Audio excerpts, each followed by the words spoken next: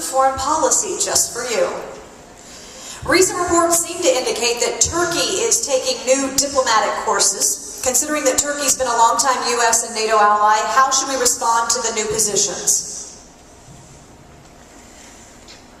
We need to support Israel right now. They are our friends.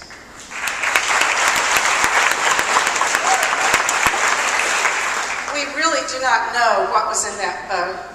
And the people who were hurt, I'm sorry that the people were killed, but they may have been dupes, believing that they were going to break the barricade when there were other intentions for that boat.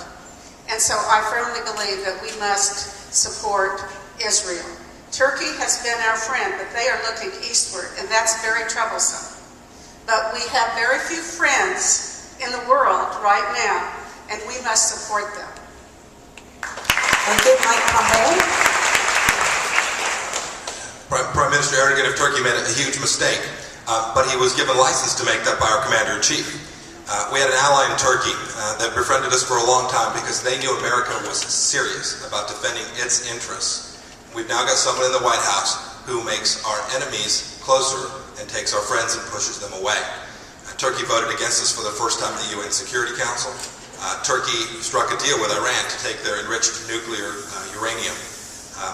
That's wrong. We've got to make clear to Turkey that it's unacceptable to us. We've got to draw them back in to the security alliance, NATO, that they've been part of. And when they sought out to be part of the European Union, they chose ultimately not to. And now they drift closer and closer to Iran and closer to a foreign policy that is intensely disrespectful to America and intensely dangerous to Israel. We've got to make sure that we don't allow that to happen, and we do that by being strong everywhere and making sure people know that America will at every turn protect its own national security interests.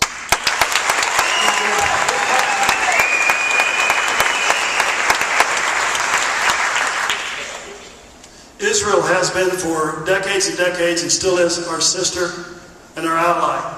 It is one of the stabilizing forces that the United States has in that particular region of the world. That said, Israel also has the right, as does the United States, to defend herself. Defend herself against all enemies. We now have a situation in that part of the world that is called Iran. It is called nuclear weapons. It is called destruction, mass destruction. Israel is the one country that has stood beside us, and she will stand beside us again in the future when it comes time. If the Obama administration can ever decide to do, what if or will he do anything with Iran other than hug on Oprah Winfrey? So it is a serious challenge. We must stand beside her, defend her, and she will defend us in the time of need, because that time of the world is most assuredly at the edge of explosion, and we will need all of the help we can get in that particular part of the world.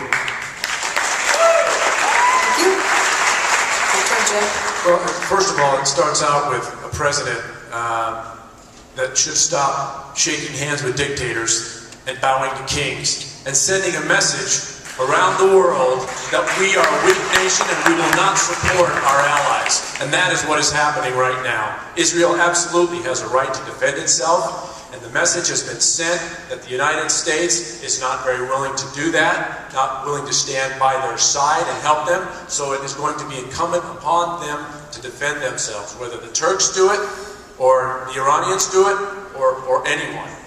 What we need to do is start to stand up.